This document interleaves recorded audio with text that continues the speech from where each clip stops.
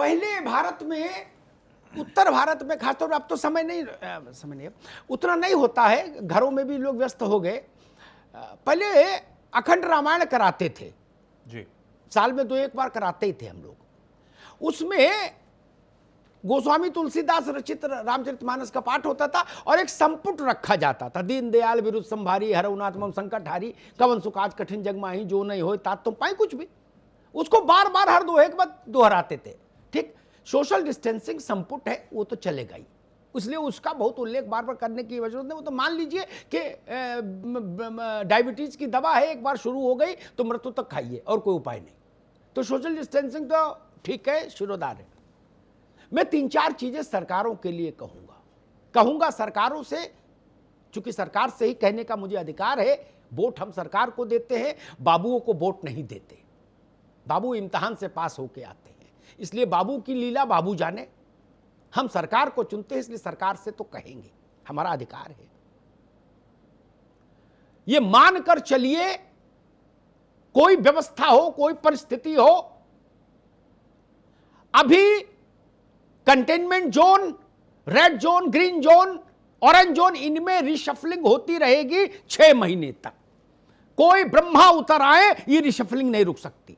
Green वाला orange में, orange वाला रेड में, रेड वाला इधर जाएगा, वो उधर जाएगा। एक मोहल्ला कंटेनमेंट से खुलेगा तो दूसरे में कंटेनमेंट होगा, ये सब चलता रहेगा। और तब तो और भी, जब करीब 2.25 करोड़ लोग रिसेटल हो रहा है देश में, 2.25 करोड़ लोग रिसेटल हो रहे हैं देश में 1 महीने के अंदर। तो जो कोई ऐसी उम्मीद लगाए बैठा कि नहीं कुछ नहीं, वो भी मुझे लगता है व्यवहारिक तौर पर आंख बंद किए। तब अनुमति का आधार क्या होगा? 60 दिन के बंद पड़े कारोबार को एक बार रीस्टार्ट करने में जितनी पूंजी लगेगी, जोन चेंज होने के बाद अगर आपने फिर उसको बंद किया तो कारोबारी डूब जाएगा। सबसे बड़ा खतरा वही है सर। तब मजदूर कहां जाएगा? फिर वो पटरी भागेगा, वो कहेगा अब तो ये रेड हो गया। इसलिए थोड़ा जितनी बुद्धि विवेक है उसके आधार पर अधिकारी निर्धारण करें इलाकों का, लेकिन थोड़ा भारत को साहस भी रखना होगा। और बड़े उद्योग हैं, मान लीजिए आपने मारुति से कहा कि मानेसर खोलिए, नोएडा में सैमसंग को कहा खोलिए। मैं आप लोगों की जानकारी के लिए बता दूं, मंत्री जी की जानकारी के लिए भी, उस एक यूनिट में 3,500 आदमी काम कर रहा है, 3,500। अब मान लीजिए कल वो इलाका फिर जोन रंग बदल ले, तो क्या फिर कोई एसडीएम पहुंच जाएगा, वो ताला लेके बंद करो भैया है और सील करो, दरोगा जी को बैठा दो, बल्ली लगाओ, तो 3,500 आदमी कहां जाएगा? फिर वो पटरी पर आएगा। नहीं, मालिक छोड़िए, फिर हाय होगी। मेरी चिंता मालिक नहीं, मेरी चिंता भी वो 3,500 फिर कहां जाएगा, वो कहां जाएगा? इसलिए इस बात का ख्याल रखा जाए। और दूसरी बात मैं कहूंगा, जितना खोलो प्रभु उतने की पूरी चेन खोलना। बोले बालूशाही बना दी, चाशनी पर रोक है, तो कैसे खाएंगे बालूशाही? पानी में डाल के? ना भैया मत खोलो, बालूशाही का बंद रखो डिपार्टमेंट ही। जब चाशनी भी खोल पाओ, सारे मुख्यमंत्रियों को अपने चीफ सेक्रेटरी से यही बात पूछनी चाहिए। जब वो कहे बालूशाही तो उनसे पूछो कि चाशनी भी खोलोगे? नहीं, उसका ओढ़े के बिछाए।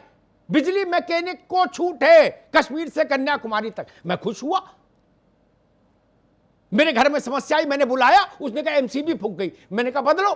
बोले ये तो सर बाजार बंद है, कहां से बदले, लॉकडाउन हटेगा तो बदलेंगे। मैंने बोले तब तक रिस्क के साथ जियो, भगवान का ध्यान करो, चल जाए तो चल जाए और चली जाए तो चली जाए। किसी का टीवी खराब है, फ्रिज खराब है, मैकेनिक तो उपलब्ध है, लेकिन वो कह रहा है इसका जो पार्ट है वो नहीं उपलब्ध है आपको जी। इसलिए प्रभु एक कारपेंटर रहे, उसकी जरूरत पड़ी, किसी को मित्र ने बुला लिया, उसने पर्चा पकड़ा दिया कि ये ले आओ। अब ले कहां से आए? घर में 2-4 पुरानी कीलें पड़ी थी, बोले भाई यही ठोंक दे, तब तक फिर देखेंगे। मैं हैरान हूं, क्या बाबू लोग ये सब देखते नहीं? और थोड़ा मैं मंत्री लोगों से भी है कहूंगा, थोड़ा बहुत निगाह चश्मा लगा के लिस्ट पर डाल लिया करिए।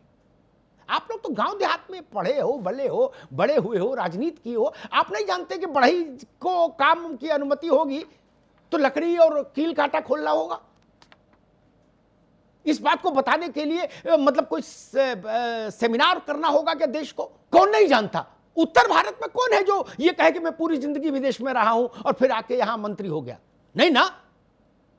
इसलिए इस बात का ध्यान रखिए भाई, जनता को बड़ी तकलीफ होती है इससे। मत खोलिए वो चीज, छोड़िए, लेकिन आधा अधूरा मत करिए कि तिलक लगा के शहादत में नाम लिखाओ कि सब खोल दिया और वो खोला कुछ नहीं। एसी मैकेनिक को छूट गृह मंत्रालय के गजट में लिखा है, ठीक है। एसी मैकेनिक को पुलिस नहीं बंद कर रही है, लेकिन एसी मैकेनिक उसमें गैस कहां से डाले? क्या मुंह से फूके? कैसे करेगा? वो इतना ही करता है कि साबुन लगा देता है उसमें एसी में, कहता बाकी भगवान भरोसे चलाओ।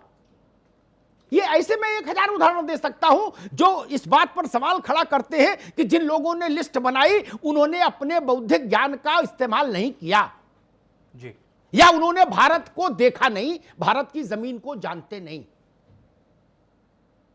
इसमें राजनीतिक व्यक्तियों का भी दोष है। उनको अधिकारियों से पूछना चाहिए। ये सवाल जो हम उठा रहे हैं ये राजनेताओं को उठाने चाहिए, अधिकारियों को बुलाकर कि भाई मेरे ये काम कैसे होगा जो तुमने लिखा है जी। जिन्होंने ये लिस्ट बना के दी कि ट्रक की परमिशन ग्रांटेड, नहीं पूछा जाना चाहिए था होम सेक्रेटरी से भारत के कि ट्रक कैसे चलेगा? कानपुर से चला अगरतला के लिए ट्रक निराहार चलेगा? जी, निराहार चलेगा क्या? ढाबा आपने खोले 20 तारीख को और ट्रक की परमिशन दे दी थी 1 तारीख को अप्रैल में। ये विसंगति क्यों आई? इसलिए मैं चाहता हूं लॉकडाउन 4 चले, देश को दिक्कत नहीं जी, लेकिन सुविधा और छूट बढ़ाई जाए और खास तौर पर वो उद्योग, वो छोटे कारोबार जरूर ध्यान में रखे जाएं जिनमें भारत की पूंजी कम लगती है, श्रम ज्यादा लगता है। अभी हमारी जरूरत होना चाहिए बड़े उद्योग धंधों की बजाय उन चीजों को खोलने की जिनमें ज्यादा लोग नियोजित हो सके। जी। बुलेट ट्रेन हमारी प्राथमिकता नहीं हो सकती, मर्सिडीज का शोरूम हमारी प्राथमिकता नहीं हो सकता, रिक्शा बनाने की फैक्ट्री कहीं हो उसको पहले खोल दीजिए। बिल्कुल। धन्यवाद।